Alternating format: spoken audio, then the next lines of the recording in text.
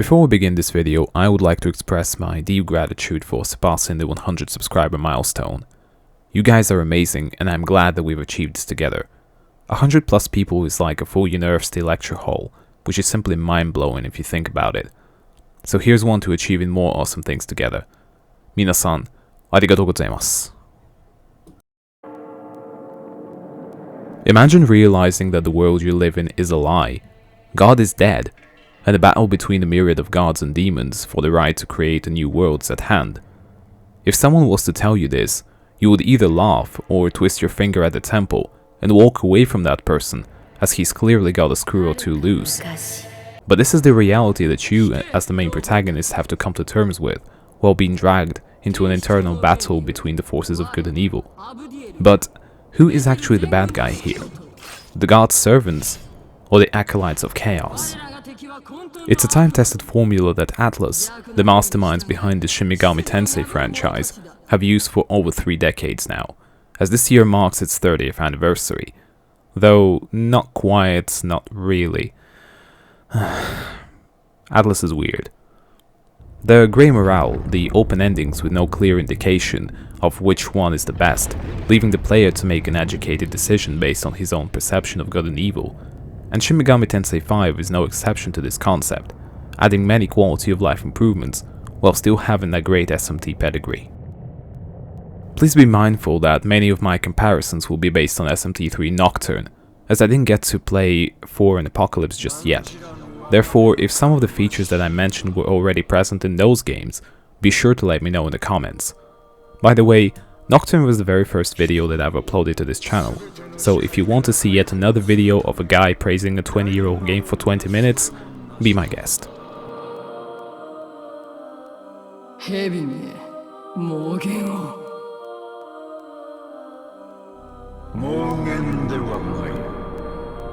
The main idea in many Mega 10 games is the inevitable downfall of the current world and total annihilation of the civilization, leaving it up to us to decide how the new world will be shaped, defining a new chapter in humanity's life. The biggest difference is when exactly we are thrown into action, before the apocalypse, at the exact moment when it happens, or in the aftermath when there is nothing left but ruins that remind us of simpler times. In SMT5, the key concept revolves around the right to recreate the world that many gods, formerly known as Nahobino, from different religions used to have. These gods would endlessly battle for the throne of creation. Whoever sat on this throne had the power to bring his vision of the world to life and be the divine ruler. It all changed when the last one, known as the Christian god or the god of law, took away this power from the other gods, demoting them to demons and myths.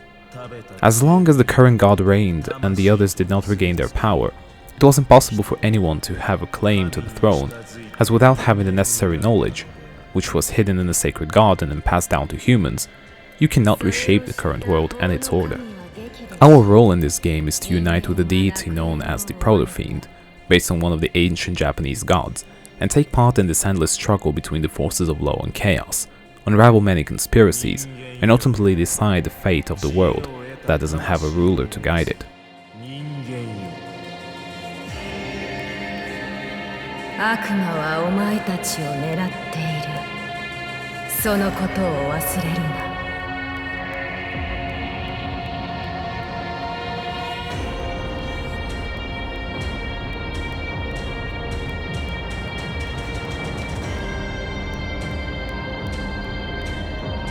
The story once again is told in very small snippets of information, given just enough to understand what's going on, and allowing the players to draw their own conclusions and make decisions based on what they think is right. But basically, as it is in many Shin Megami Tensei games, you have 3 main paths to choose from: law, neutral, and chaos, each having their leaders with different philosophies and reasons. Depending on your personal preference, beliefs, and just about any other criteria that you could think of, you all may have to make this choice at the end of the game.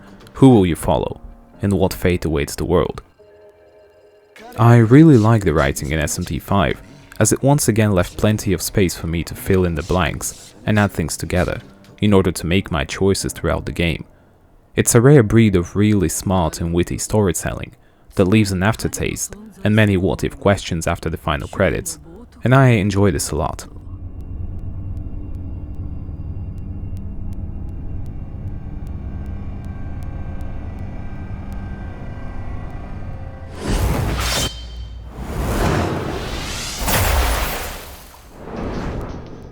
Everything starts off pretty normal as we take the role of a Japanese high school student, attending classes and making new friends along the way. But strange occurrences of people getting mysteriously assaulted around Tokyo start to happen.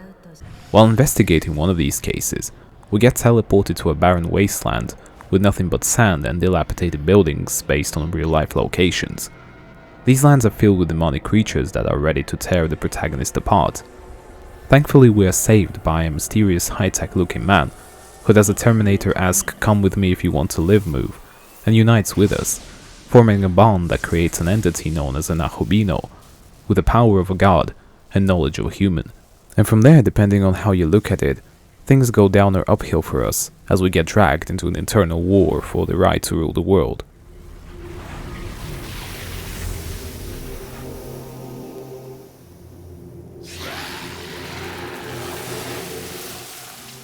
Shounen, 死にたくなければ手を取れ。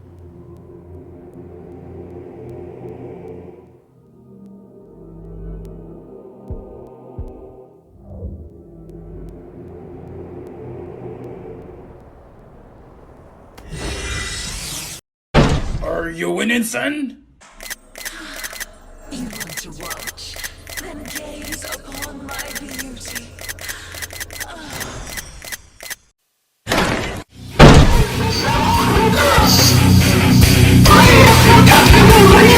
The gameplay has received many great additions to the proven formula.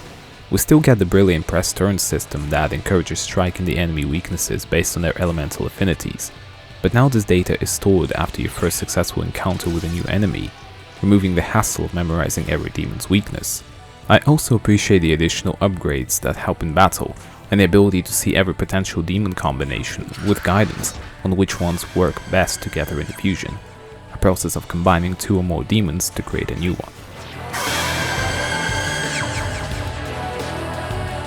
Finally, after what seemed like forever, I was free to traverse the world in any way I liked, be it climbing the walls, jumping over obstacles, or simply reliving my 12-year-old fantasy of being a shinobi from Naruto and running with my hands stretched behind my back. Gone are the random encounters. Enemies can no longer join a battle after it started, leaving you at a disadvantage with most of your health and mana depleted from the previous batch of foes.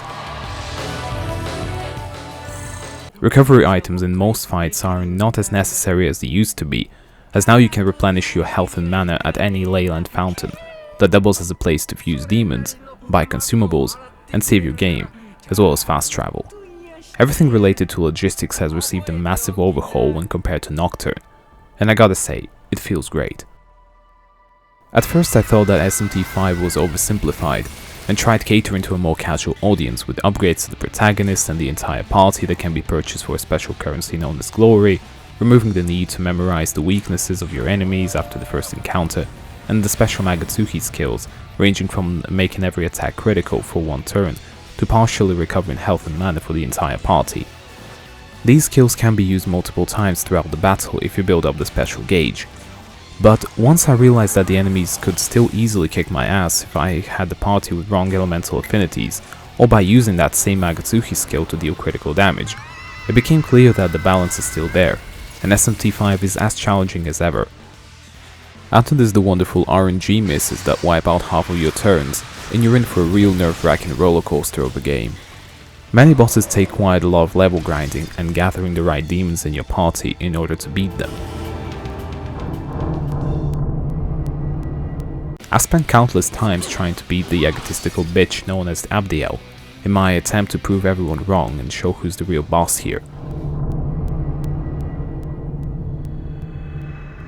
Then there was the fight with the rather determined police officer, who was clearly testing my strength to see if I could actually handle well on my own. It's these random difficulty spikes that broke the regular pacing of the game, forcing me into doing side quests and grinding the level in order to deal adequate damage while targeting the weaknesses of the bosses.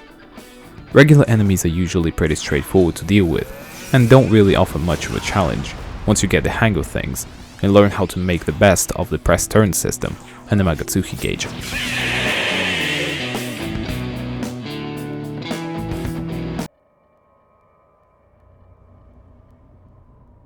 When it comes to design and the overall presentation, the Shin Megami Tensei games are always on my list of the most stylish and striking games out there, and SMT5 is no exception. From the barren wasteland with the remains of Tokyo covered in sand, to the corridors of the Diet Building filled with figures of great demons turned to stone, every location has its distinct feel and music perfectly complementing the scenery. However, I got to say that Nocturne did a better job with the overall tone and sound design, as the locations in that game offer a lot more variety and it's easier to distinguish them from one another.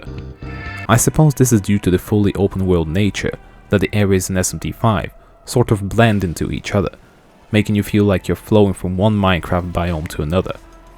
That's not to say that they're poorly done or bland, it's just that the locations in the older games had more personality in my opinion. The music and sound design leave a lot to be desired in 5.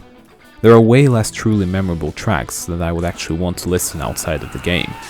Compare this to something like Nocturne or the Persona series, and you would most likely understand what the issue is. If in the mentioned games music was as big a part of the narrative as the dialogue, evoking certain feelings and imprinting the key points of the game in your memory, in SMT5 it's just there to be there, so that you don't battle or traverse the world in complete silence. This doesn't mean that the entire soundtrack of a 60+ hour game is generic horseshit, no, but it really didn't strike a chord with me, as the music from the other installments did. Sure, there are about 5 to 10 bangers that I enjoyed, but they are way far and few between the less memorable melodies. This entirely could be, and most likely is, my personal bias, but Shoji Meguro's music just hits different, you know what I mean? It's a shame that he didn't compose for this game. And let's not forget about the dreadful sound you hear every time the sun and moon cycles change. I wonder who thought that it was a great idea to insert a random distorted sound that gives you a concussion and a heart attack while you're just going about your business and listening to the overworld tunes. That alone knocks a couple of points from the sound design for me.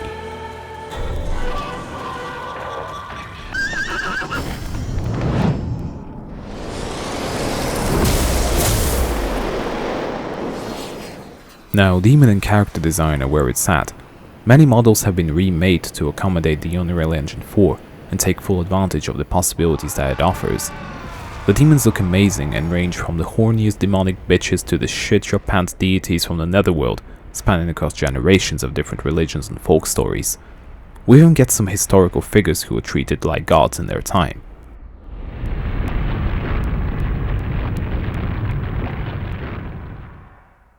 I mean, that Cleopatra model and her moveset, sheesh.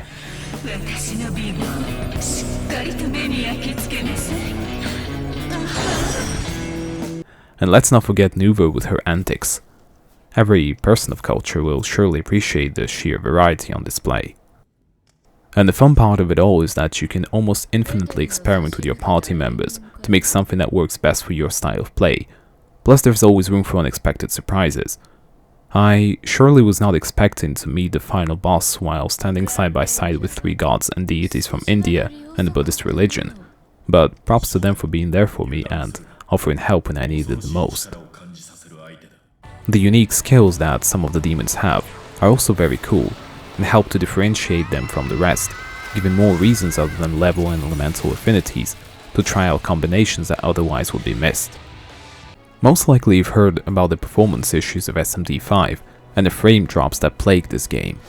I can confirm that indeed it's not a very smooth experience, and the game even crashed at one point near the end, making it the first time since 2018 that a Switch game actually refused to work and took me back to the console's main menu.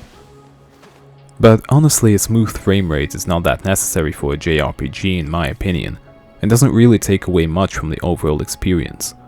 I was more impressed with the fact that Atlus managed to cram such a big and visually impressive game on the Switch without any really game-breaking bugs. Gotta hand it to them, just like Platinum Games with Bayonetta 3, the developers of SMT5 pushed the Switch to its near limit, making the console sound like a jet engine. Shin Megami Tensei 5 is a great addition to the prestigious Shin Megami Tensei franchise, improving in many areas, adding the much needed quality of life improvements, while still retaining the things that made the other games in the series so good. And it also helps that the game is arguably one of the most, if not the most, accessible mainline Mega 10 on the market at the moment, only being topped by the HD remaster of Nocturne in terms of platform availability. I'm not afraid to say that this is indeed a modern classic that any RPG enthusiast has to try at least once.